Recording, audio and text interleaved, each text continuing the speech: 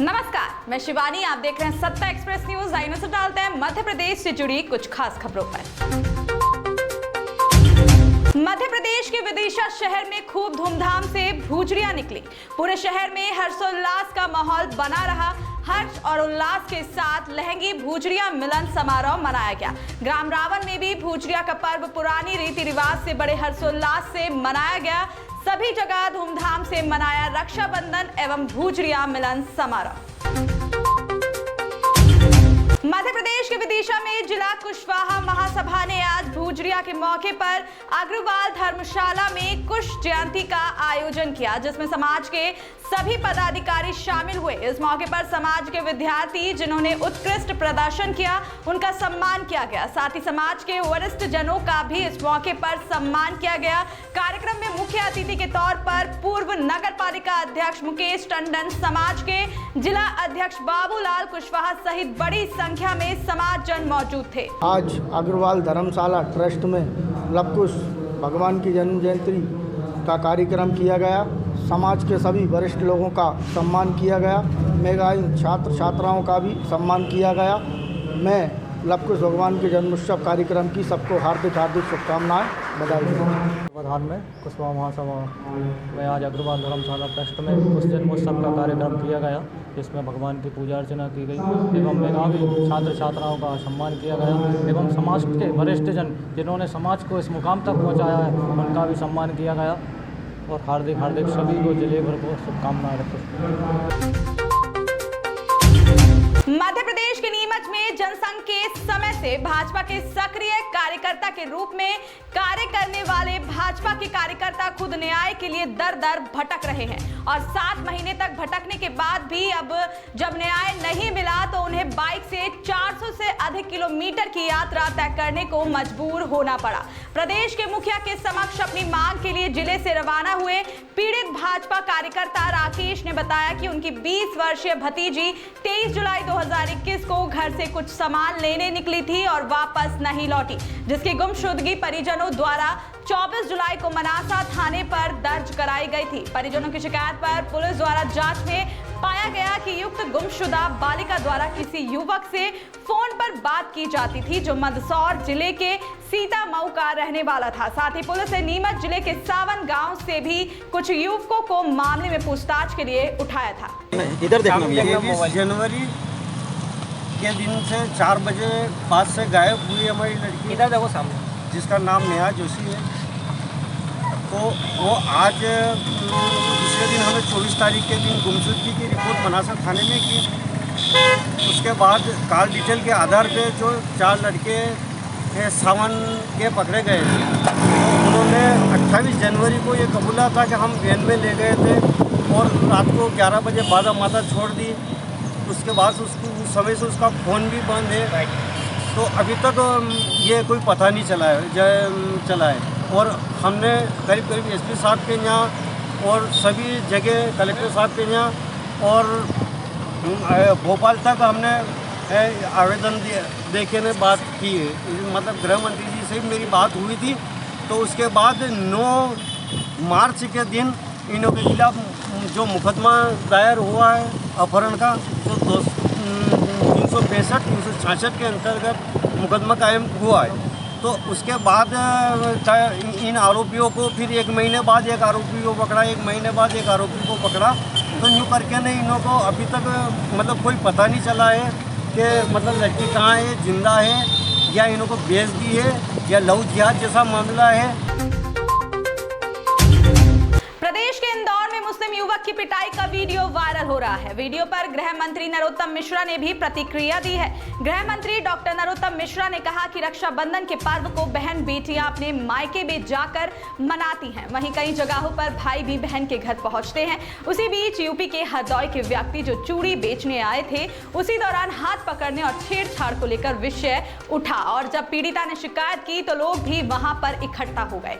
जब जांच पड़ताल की गई तो चूड़ी बेचने वाले युवक के पास अलग अलग नाम से 3 आधार कार्ड पाए गए। उसी दौरान हाथापाई हो गई। गृह मंत्री ने दावा किया है कि युवक हिंदू नाम रखकर चूड़ियां बेच रहा था। उन्होंने कहा कि दोनों पक्षों के खिलाफ कार्रवाई की जाएगी। और इस पर्व को बहन बेटियां बड़े धूमधाम से अपने मायके में आके मनाती है। भाई भी जाते हैं, जहां नहीं आ पाती है। एक उत्तर प्रदेश के हरदोई के व्यक्ति जो चूड़ी का काम करते थे, ऐसा उन्होंने बताया,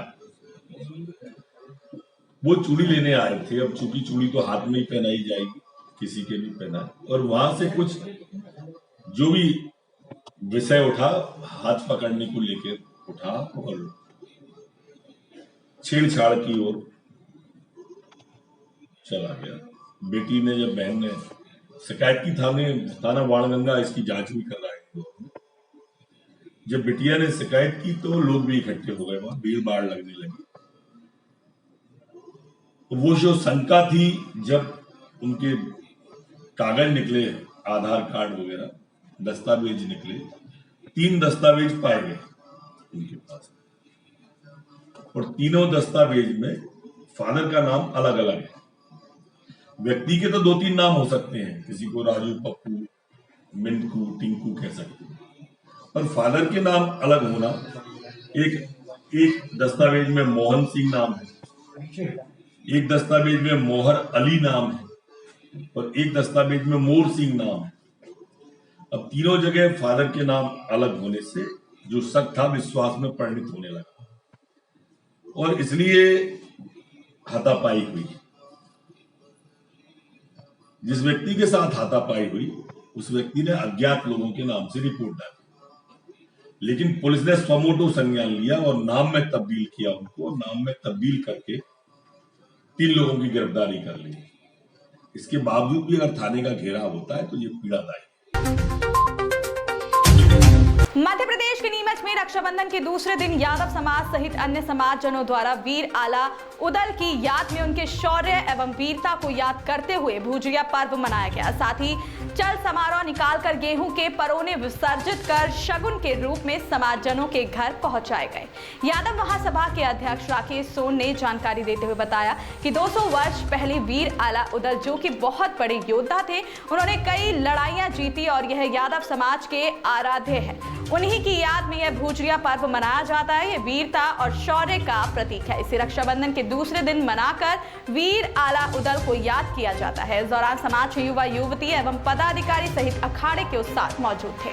देखिए, करीब 200 साल पहले वीर आला उदल, जो कि एक बहुत बड़े योद्धा थे, उन्होंने कई लड़ाइयाँ जीती और वो यादव समाज के आराध्य है। उन्हीं की याद में यह भुजिया पर्व मनाया जाता है। यह वीरता और शौर्य का प्रतीक है और ये रक्षाबंधन के दिन दूसरे दिन मनाकर वीर आला उदल को याद किया जाता है। हमारे यादव मंडी क्षेत्र में घर घर पे आला उदल की गाथाएं गाई जाती हैं, उनकी कैसेटें बजती हैं, और आज के दिन ये भुजिया पर्व उनको याद करके मनाकर यादव समाज अपने वीरता और शौर्यता को याद करता है।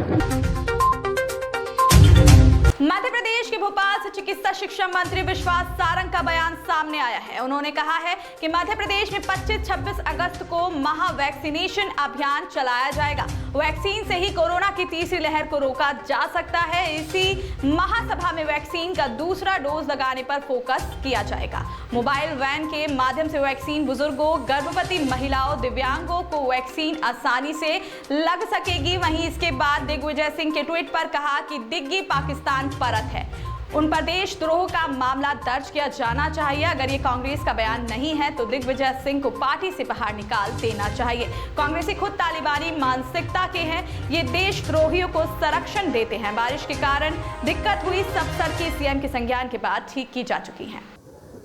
खराब सड़कों को लेकर प्रदर्शन करना तो दिग्विजय सिंह के समय करते ना। हमारी 2 बातें अंतर है।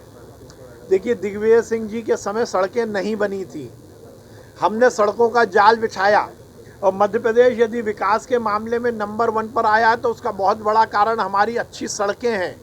सड़कों में बारिश के समय संधारण में कमी रही, इसीलिए माननीय मुख्यमंत्री जी ने आपत्ति दर्ज की थी।